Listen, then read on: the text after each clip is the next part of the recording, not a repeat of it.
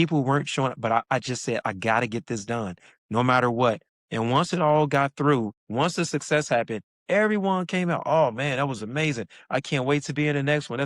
But it's something about that perseverance. I had to do it. And that's what I would say, man. I just vision board, writing things out and sticking to it and knowing that vision when no one else see it. That's what it is. And most people, they give up or they quit on themselves. You got to see it first. Everything we do right now is because someone had a vision of a car. Imagine someone saying, hey, I know you got a horse, but I have a vision of horsepower and it's going to be an iron horse. And they looked at that person like they were crazy. And now we can't even imagine a life without a iron horse.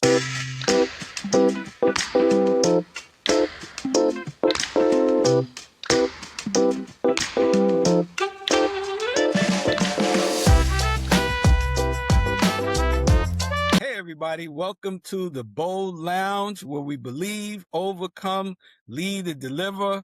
I'm your host, Ray Ramos, and we have an exciting segment today. And I'll be introducing my guest real quick, but we're going to talk about from adversity to influence, the power of resilience, integrity, and purpose. And today we're stepping into this conversation with a very interesting brother that I happened to meet just when I was getting my car serviced. So you never know where God is going to place you. You never know when he's going to place people in your life for such a time. And so it was amazing to meet my guest. We had a great conversation. I said, man, this guy, his story would be something that we need to hear on the Bold Lounge, because there are people right now that feel like their past defines them, right? Their environment limits them. Their opportunities are out of reach. But the truth is, where you start did not determine where you finish. So today's guest is an example of that. He's a best-selling author, an award-winning filmmaker, and a man who turned adversity into opportunity and built something from the ground up. But what makes his story so powerful is not just the success, it's the process, the resilience that this man showed, the integrity, the discipline, and the decision that he made to never quit.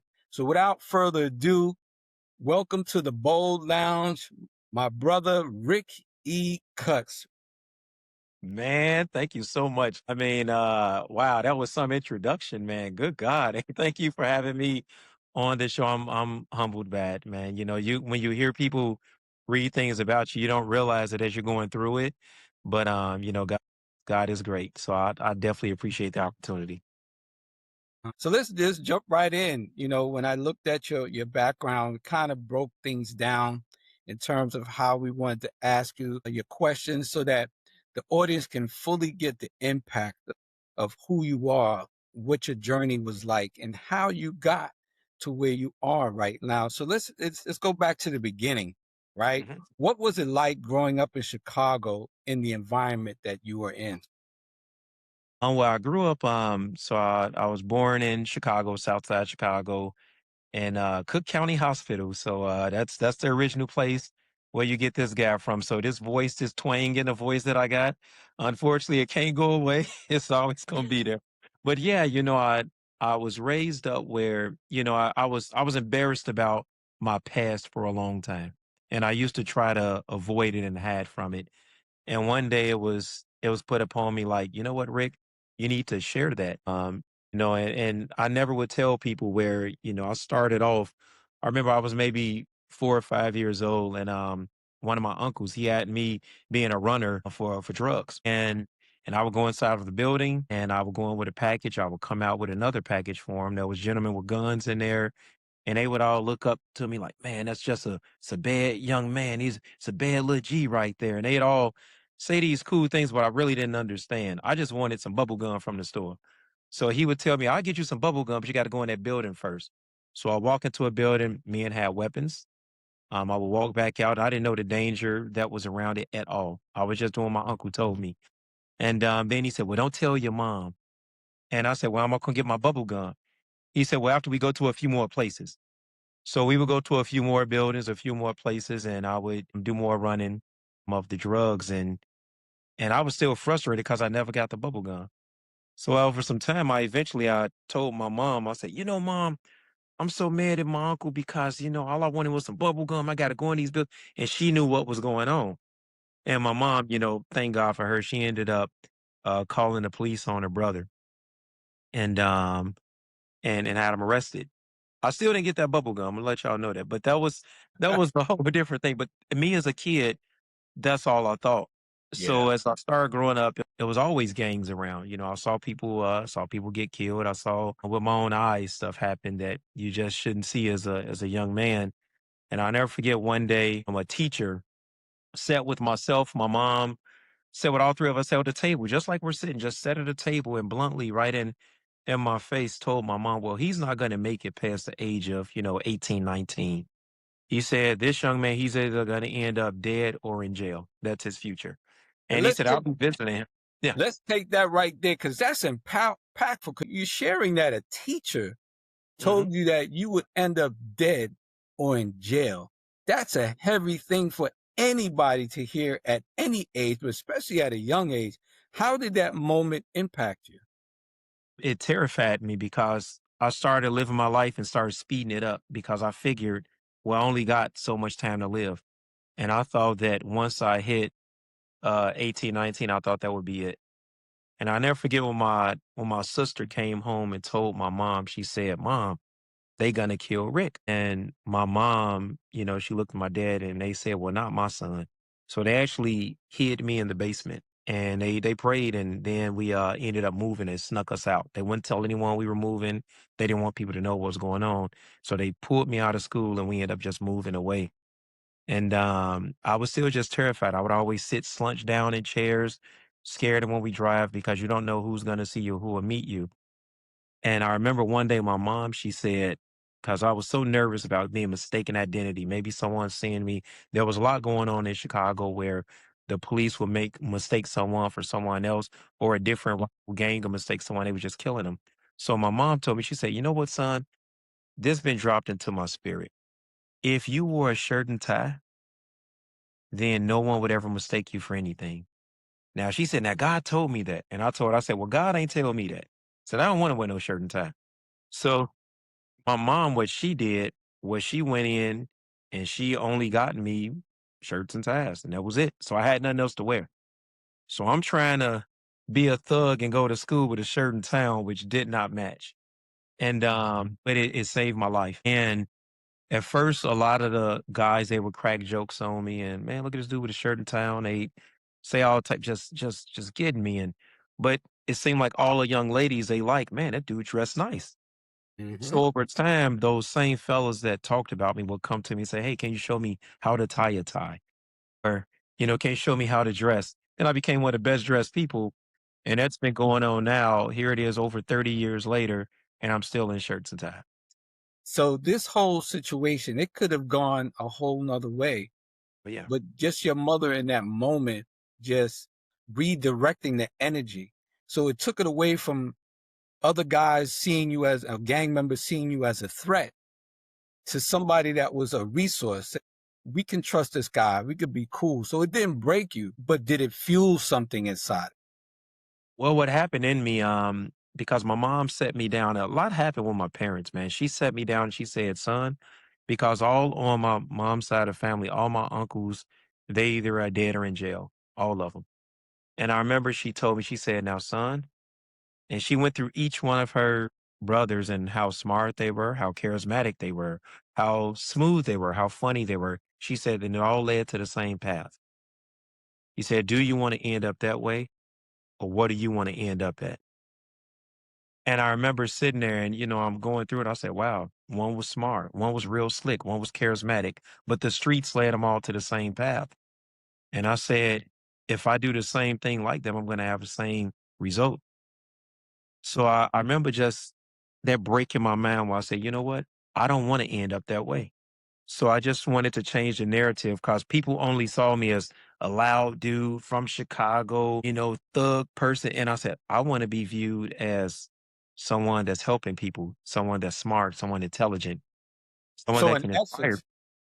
essence, you developed a polished lifestyle early, right? It wasn't just about your appearance, but it became your identity. And identity and influence is a big thing for us as we're trying to develop and find out what our purpose and our path is. But how did how did that evolve into, the confidence and self-respect for you? Well, cause I always figured, I said, if I made it out of the toughest place, one of the toughest places in the world, none can stop me. And I figure, I've seen, I've had guns put out on me, put to my head. I've seen people, meet their demise. I've seen a lot. And I figured God allowed me to go through all of that for some reason. I didn't know what it was, but I knew for some reason I was allowed to go through it and make it out. But I didn't know at the time what it was. But I said, I'm gonna keep moving forward and see what all this is for. He always tells us, consider it great joy when we face many trials and tribulations, right? Because in that is the testing of your faith produces endurance and produces steadfastness. So you turn pain into purpose. And a lot of us go through difficult environments. I grew up in Brooklyn, New York, a very tough section of New York, but not everyone turns that into purpose.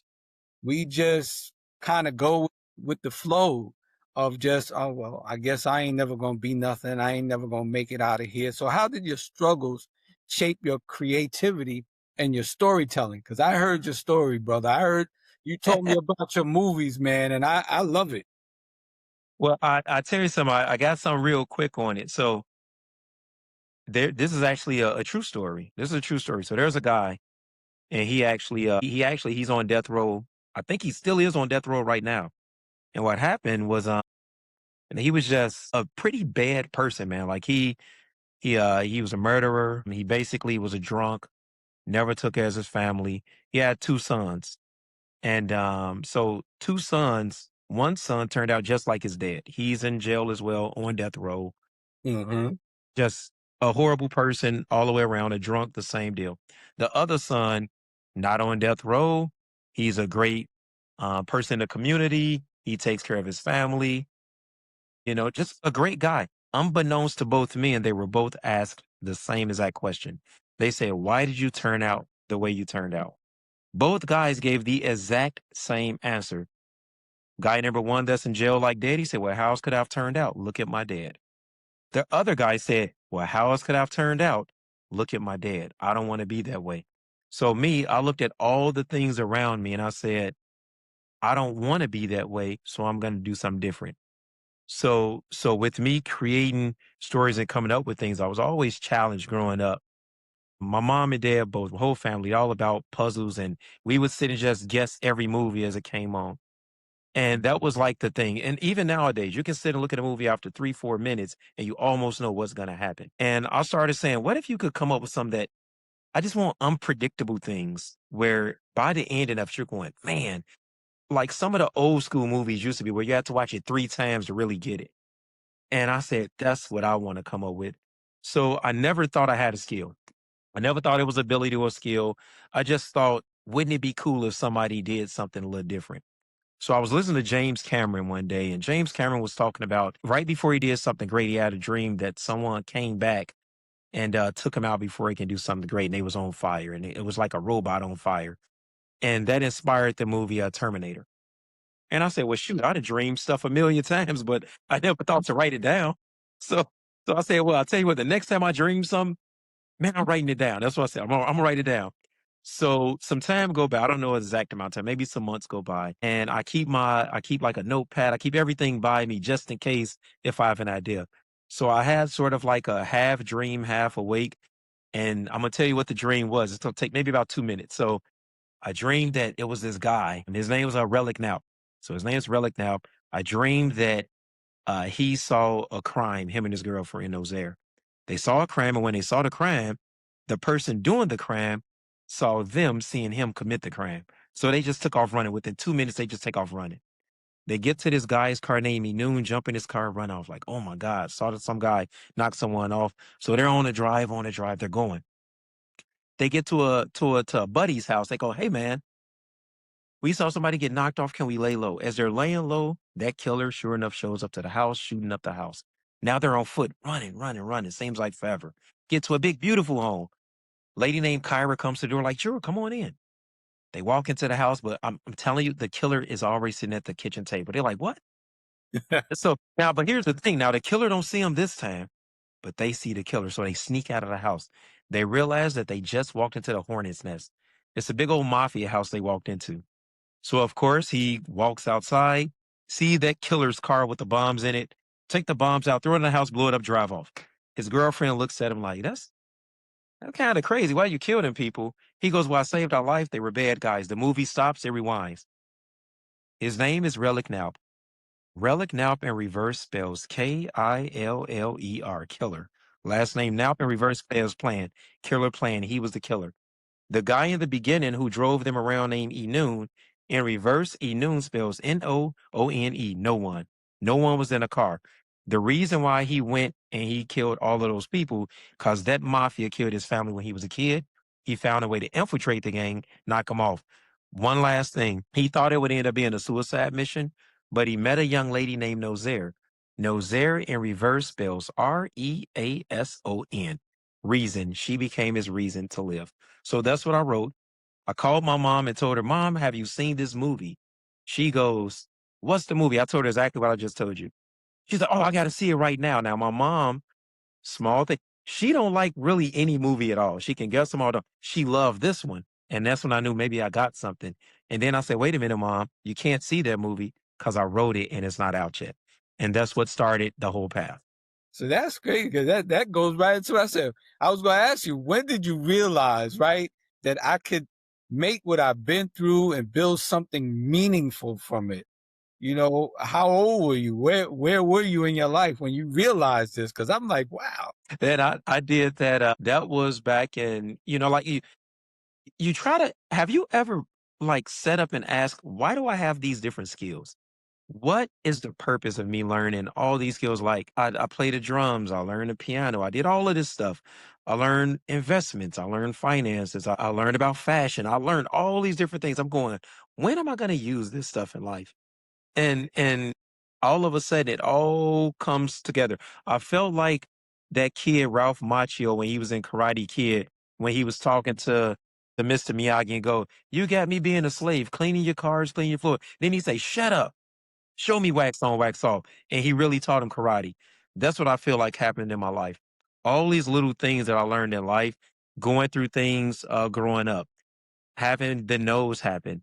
I went through a point in time where I was homeless for a little while in life, where I had to sleep on the floor.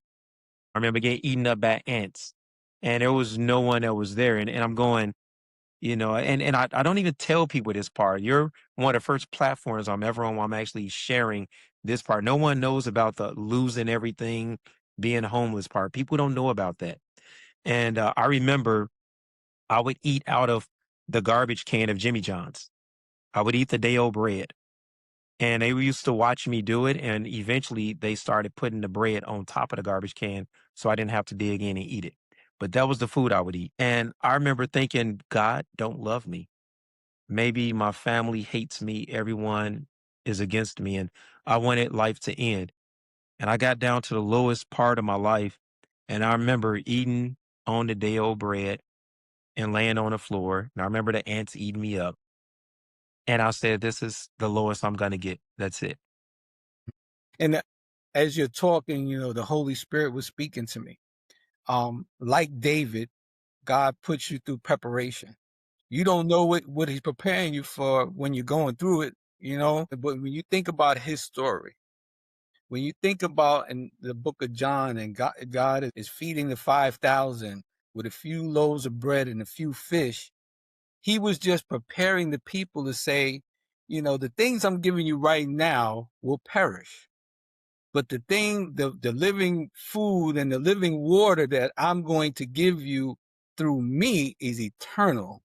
So God has prepared you for such a time, and he had to take you through it because now when you believe and you have the faith, now you understand why he says, I will never leave you nor forsake you, which means that he may not respond when you want, but he's there. He's there through the whole. So he did provide you your manna. It may not have been in the way that we want to have it, but he was sustaining you. He was letting you understand that the pain you felt from the ants was not going to be the pain that you would find later on in life. But you had to know what pain felt like because he went all the way to the cross.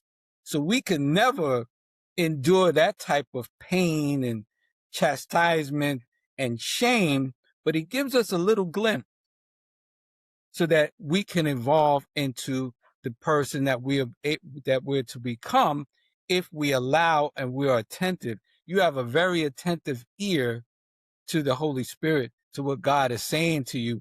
And when I was looking at your bio, I said, I was looking at this, said stratagem, and I said, what was the birth of stratagem? Let's talk about that, right? This is powerful. You said it came from a dream. What was that moment like? Well, when I had that dream and once I woke up, I wrote it. I started writing at maybe midnight and I didn't finish until 9 o'clock the next day. And I stopped and I just looked at it and I thought to myself, this could be something. So the first thing I did, I called my mom and I shared that story. And then I just sat there and I go, I don't know what to do with it now. Cause I had never written a book before. I never put nothing out before. I had no clue how to do it. So I went online, started researching how do you submit it? How do you get this maybe published? And then, of course, I had all the negative people that would jump up and say, everyone else has written a book. You're stupid. There's a million books out there. Why would you try to do it? You're not going to be successful. Well, what they didn't know is that I'd already been tried and through. I had been through everything in my life already. So no matter what somebody told me, I wasn't going to listen. And I said, I don't care if you tell me no, yes, because I've been proven already. And I tell people, I say, sometimes you got to watch what you pray for because you typically get the opposite of that. So you know how to appreciate it when you get it. So when people say, man, I want to be exactly where you at, let me get there. I'm like, wait a minute, because you don't know what I went through to get there. And I tell people, I say, so when I was going through that, I remember submitting the work to a publisher and I say, this is my book. And I remember they responded back and they go, did you really write this? And I said, yes, sir, I did. And they said, where'd you get the idea from? So I told them how I dreamed it up. And they said, okay, we got to get back to you. So they researched to make sure, obviously, it was my story. They researched and researched, came back to me again, another guy. Yeah, I'm the upper manager. I just want to make sure. How did you get this story? I told them the story. They say, okay, this is a good story. It's unique. We've never heard this before. And they say, we need to check one more time. So they checked again, get the call back. They email me, say, you know what? This is an original story. We believe you. And I say, oh, thank you. It is. I really wrote it. So then I got it copywritten. It ended up getting published and put out. And again, I had no idea what would happen. I wanted to see what would happen organically. I had no social media, no followers, no anything. And I told myself, I said, how did people do things back in the day when they became successful? They put it out and either the public liked it or they didn't. I said, a comedian, when they stand up, I don't care what they're wearing and how they look. If they're funny, people laugh. If they're not, they will not laugh. So I said, I want to put this out organically just to see what happened. So distributed the book. It went out everywhere. Once that book went out, I didn't know what was going to happen. All of a sudden I get a call from some place like in the UK. It was a radio station. They go, hey, we would like to, and it was hello, just a little bit, UK, and we want to put you on our show. I thought it was a scam. So I say, okay, whatever. Yeah, I'll do your show. So I go on the show. I don't know this one of the largest shows they got out there in the UK. I had no clue. It was live. There are time difference. So I did it like 5 in the morning, but it was like there 11, 12 o'clock, Right. midday. So over 300,000 people listening in, which I did not know. So I do the show. The people love it. The book sells out multiple times. I don't know it. All of a sudden I get a thing that shows #1 thriller, new thriller on Amazon, Rick E. Cut Stratagem. I still have no clue. Eventually I look, I'm like, oh, I guess it's doing good. And then other people started calling, asking about it. And then people start saying, hey, maybe you should make this into a movie. I'm going, what? And I know none of this is going on. Then I go on another radio show, a magazine called me up, and it just keeps growing from there. You get amazing story, your vision, your creative process, all of this stuff, and where it all stemmed from, your origin, how you got started. When you create stories, right? How intentional are you about making them relatable and different to audiences? Oh, man, that's one thing because I feel like I am the audience. So one thing that we're all, and I'm gonna say this, and then you let me know if it's accurate or not. Okay, so we haven't rehearsed this at all, so you let me know if it's accurate. But when we watch a movie and we see something, you know how you see the guy they're sitting there doing this with their hands and they're talking and driving. I don't know why, but that really bugs me because I know that no one drives that way. And I said, I just want a person to really drive for once. That's all. So that bugs me. Another thing, whenever the bad guy finally gets, now he's been brutally knocking people off through the whole movie. He finally gets to the one guy that he's trying to get. And instead of knocking him off, he sits him in a chair, ties him to the chair with some string, puts the gun on the table, leaves him with one guy that really shouldn't be watching him. Is then he tells him, "Look, we're going to be at pier number 19 at 8 o'clock p.m., but you're not going to be there to stop us." And then he tells the whole plan. And I got this going on, we got that going on, but you can't stop us, and we're going to leave now, and you won't be there to stop us. I'm like, why do that happen all the time? I just think it's insulting to us audience because as real people, if I'm sitting in the car and if I realize I'm trying to get home to my wife, to my family, and if there is a bad guy sitting next to me, once I come to the realization that he's a bad guy and I got the upper hand, what I'm not going to do is take my weapon and throw it away and say, I want to beat you like a real man now and fight with them for like 25 minutes. That's an assassin. I'm not doing that. I'm gonna take whatever I got with the upper hand and get back home to my family and knock them off. That's just me, and I figured if I feel that way, I believe there's a lot of other people that feel like, "Just don't insult my intelligence. Show me something that we would do as real people." Yeah, they play on the fact that, we want to be entertained and we'll overlook certain things, knowing that the story really isn't real. There's no realization to that. It's like, I'm not get what? What do you mean? If I got the upper hand, I'm blasting you because I'm trying to get back home to my people, It puts your But that's what intelligence. the success come from, man, because I'm doing things where people are saying, "Thank you for doing that." And I was very nervous because then it transitioned from a book to a movie, and that's a whole nother spectrum. That's not even the same world. People think, "Hey, I wrote something, it should be a movie." Man, it is two different worlds completely from a book to a movie. Yeah, you've taken such a bold stance, and I'm glad that you're on this show, The Bold Lounge. You went to meet a producer, you traveled to another country. Most people wouldn't do that. They'd be like, what? I don't even know if these people are legit. I'm not doing that. Or, when the book publishers, oh, well, let me get back to you. And they research, and some people have said, these guys think I'm fake. I ain't got time for them and just move on. But you've been bold throughout this whole process from your youth to now where you are right now. And what gave you that level of confidence? Man, this is I'm gonna tell you, this is whenever somebody asks me that, I'm like, "Uh-oh, watch out." Just because the way that I am as a person, the cloth that I'm cut from, I always feel like if it is to be, is up to me. I break down the word testimony all the time. I've been through a test, so testimony gets to happen. And if you break down the word even more, then if I break down test, and then money, let's break it down. If I go through a test, I get money. Change that word test I money to test I and money. I go through a test, I get the money. I go through a test, I get all those things. Most people aren't willing to go through the test, so they don't get the end result. They don't get the money. I was not scared to go through the test. So everything that happened, I earned it, I deserve it because I went through the test. And that's where I believe it's like I've been through so much in life. I've been through so many people telling me no. So many people telling me what I can't do. So many people telling me how where you grew up at, your background, where this is from. And I believe I was allowed to go through all of that stuff to take excuses away. It was done in a way where only God can get the glory for it. There's no way I can take credit for all the stuff. I prayed and I asked, okay, God, help me.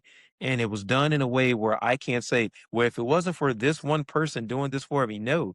It was done in a way where I just literally prayed and said, God, help me, and doors just started opening for things. And I just started walking through 'em with a boldness just because I had the faith and knew that this is where he was leading me to go. I would get up and move and just go to a totally different place just because I believe that's where God told me to go. I'll sell everything, and I've done that. Sell everything and go to a brand new place, city, state, everything where I've never been in my life, and just go build something because that's what I was told to do. So that's Amen. that boldness, man. It's just trusting in God for it. And I wish that I could tell people it was this book that I read, or it was this one speaker. No, no, no. I went through a huge test, big test, and God brought me out. And he had to strip me down and humble me to make me become basically something that can be molded. Because there's a lot of pride and arrogance that can come into when you're in this industry. And a lot of people try to puff you up. They try to put you out there and, oh, you're number one this, you're the best at that.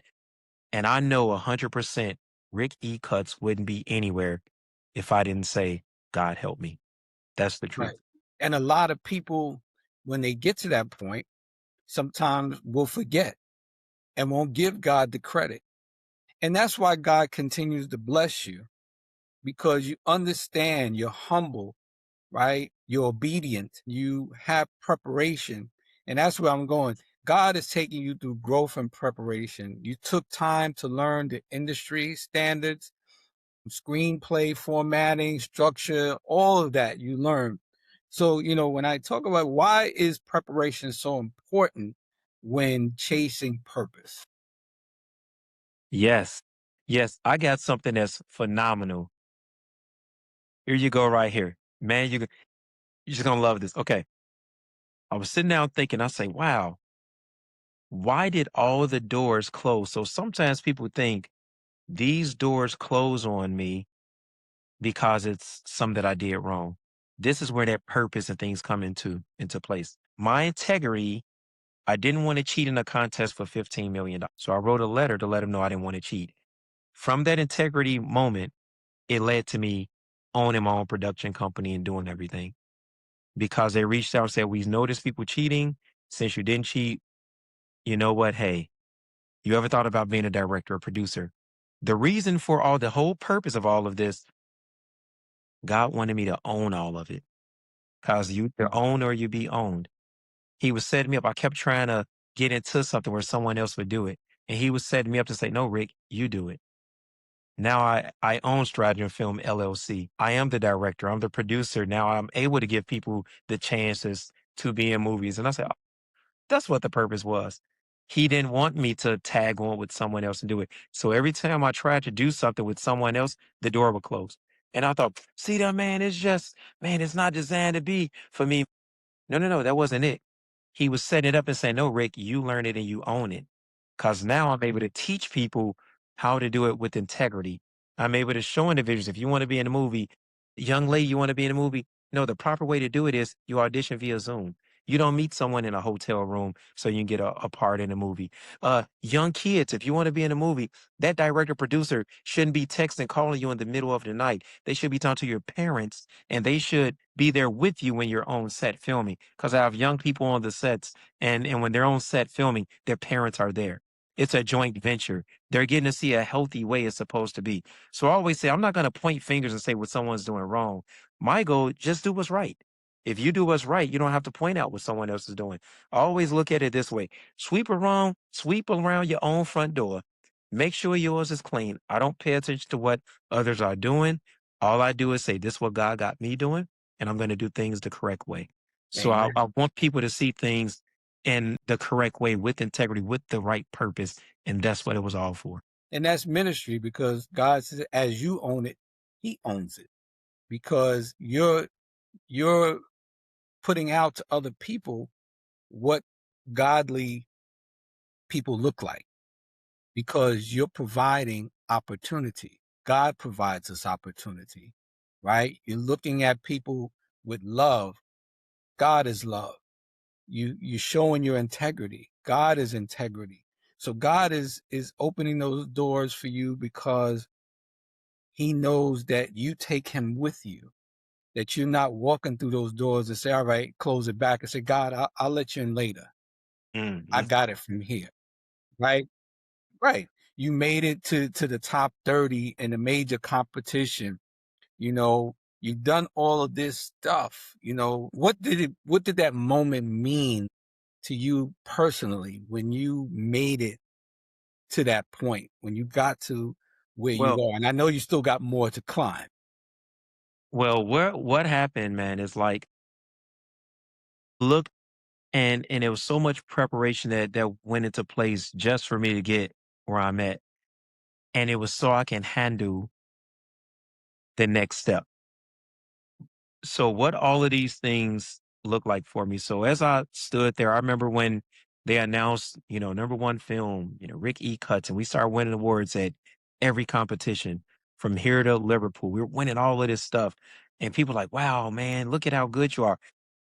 And I said, that's where you got to be careful at. When everyone's, oh, you're this, you're that. And then you start seeing the tests that come in where people are starting to offer you things. And, oh, would you like this? And I'm going, oh, I see why I was allowed to go through these things so I could be able to withstand this stuff. So I could be able to resist these things. Say, you know what? That's not what it's about. So when I stood there and I'm looking at the cameras and everyone wanting to either take a picture, get an autograph, and wow, look at where you're at now. What I started looking at was, okay, now this door is open. Now you're being seen. What are you going to do with it? So I felt a huge amount of responsibility. It actually transitioned from wasn't, yay, I'm so excited. It went into a deep moment of calm and going, okay, what do I do now? Because whatever I put out, the whole world's going to see this stuff. What example are you putting out? Because now those younger kids and people coming up, people are watching you. The eyes are on me. So how are you going to handle this? Are you going to handle it and say, yep, saw me, people. Oh, yeah, you never saw nothing like this before. Or are you going to stay who you are, stay confidently humble, be urgently patient? Two dichotomies a lot of people don't know how to utilize. So, yes, keep that humility, but you still got to be confident when you're moving forward. So, I still move forward with things with confidence, but I say humble because I know as surely as all of this great stuff happened, you're only good as that reputation. So, one little bitty thing and it can douse it all away. So, I just make sure I continue to do things with integrity and I move forward and I don't buy into any accolades, any claps. I'm always looking forward to what's next. And you've overcome some major setbacks. And I heard them. I read that you lost some footage, right? That would make some most people go nuts. How did you recover from that moment? That was the first time I literally gave up. I remember the whole movie, I deleted the entire movie, whole movie gone. Over 2,000 clips, all 64 songs, all that editing, all those hours and weeks that we put in of filming and doing all that stuff, gone in one press of a button. My wife just walked away and went in the room and closed the door like, uh-oh. And I was so defeated at that moment because I had been up for maybe 2, 3 days in a row just trying to get this stuff done. And I just sat there and I said, "That's it. It's over. I can't do this no more." And it took me back to I remember laying on the floor and I thought to myself, I said, "Man, I remember losing everything. I remember what that felt like." But this time, what was different is there was a whole army of people that was trusting and believing in me that their dreams could come true. And I said, I can't stop and have all those other people's dreams not come true because I gave up. So I said, give me wisdom. How do I fix it? And I remember I had a backup that I did on a SSD. And I said, oh, so I put that in, which was not beautiful, but it gave me enough.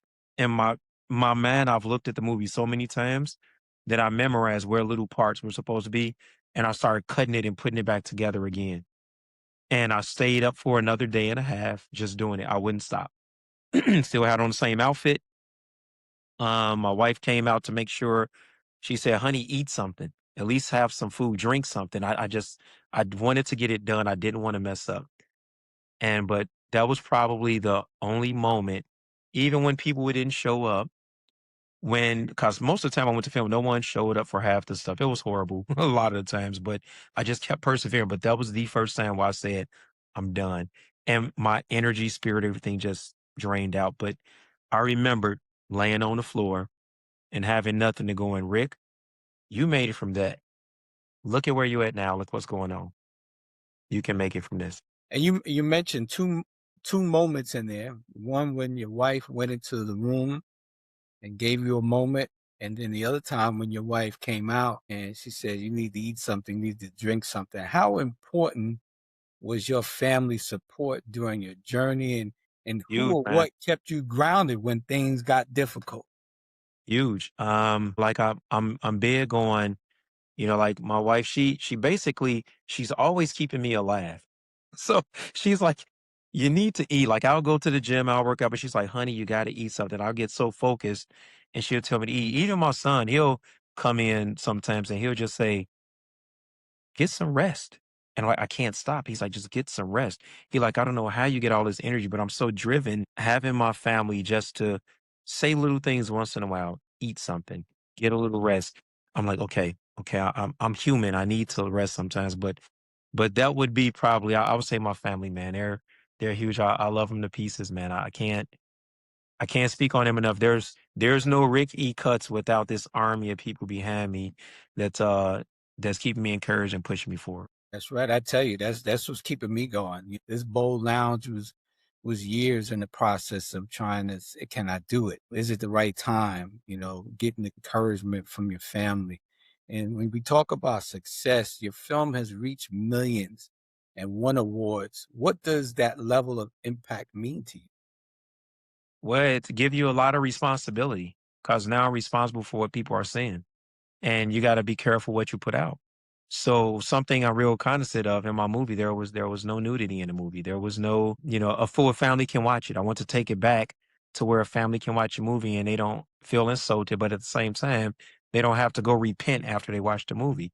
So that's just my own thing. That's something I wanted to do. I want to have things where real messages. I have new movies that's coming out. I have a, letter of the law that we completed. We had death of ego. So these things are dealing with real life situations and is doing things at a point where when people watch it, they can put themselves into it. So I always want people to say, what would I do in this situation? And put them in a position where you just feel responsibility because whatever I'm putting out there, that's forever. So even the actors in there, I don't want to do something where it goes against what they believe in or some to embarrass their families. So I'm real cognizant of making sure I do things to keep the integrity of everyone. Huge responsibility. And that's a blessing to have. And now I'm going to talk about something that's really near and dear to me because I've spent over 20 some odd years mentoring and giving back to the community. I still give back to the community, even here moving to Florida. And you give back by mentoring youth and promoting presentation and discipline. Why is that important to you? Have to, man. Have to because, I always feel like whatever you learn, whatever you have, you're supposed to be able to, you got to give that back. All of this stuff, money has no value until you spend it. Wisdom and knowledge has no type of value whatsoever until you give it away. So everything I went through and learned, it means zero until I give it away. So God allowed me to go through everything I went through so that I can go back and tell these kids, hey, I went through this, I went through that. So when some kid is saying, I grew up in a bad neighborhood, me too. Oh, what about gangs? Me too. Oh, drugs? Me too. Oh, I was homeless? Me too. And it shows them that there is no excuse. You can still make it. And I'm a walking, living example of it. I've been through those things. And sometimes allow them to see that, wow, what he went through, I didn't go through nearly as bad as the way he went through and he made it. So it just gives them that opportunity to say, if he made it, I can make it. So I feel obligated. I was allowed to go through those things just so I could be a testimony to those others to let them know that they can make it. Because one day they'll be in the same exact spot and they'll be encouraging someone else. Someone had to encourage me and do something with me moving forward. I'm just paying that forward to someone else. That's Have right. to do it. That's called discipleship.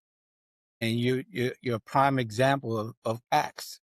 You know, Jesus charging the disciples, and their job was to spread the message. So you're doing your message through your testimony, through your films. You're making it comfortable for people to understand what they're seeing, and creating an environment where people feel respected. How we do here at the Bold Lounge, we believe, overcome, lead, and deliver. So let me ask you this: in your journey, what did it look like for you to believe when others doubted you?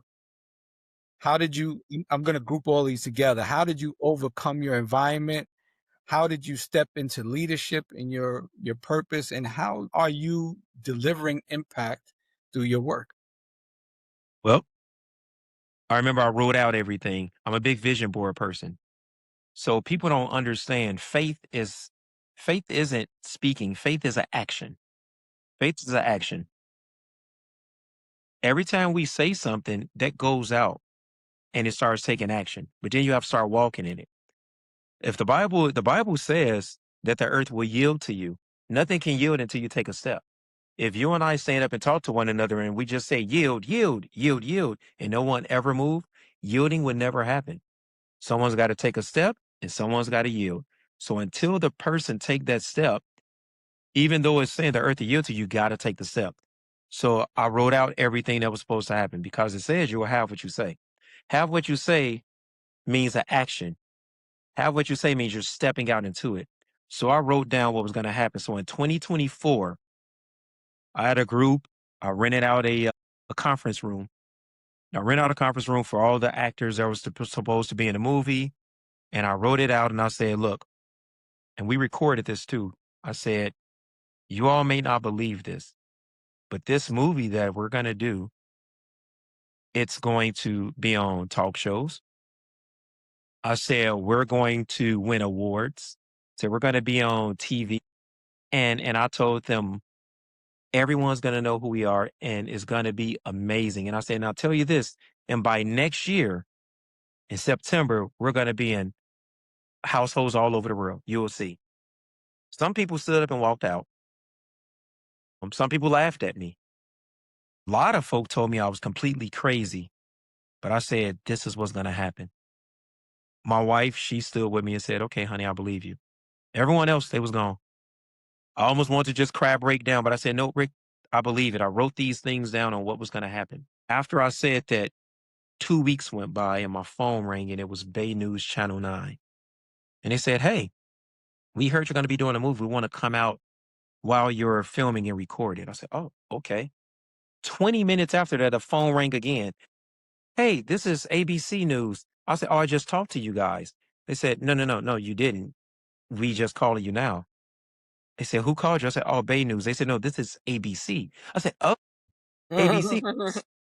And they said, well, I tell you what did they promise you? I said, well, they're going to come out. They said, how about we put you on the talk show during the Emmys? Sure.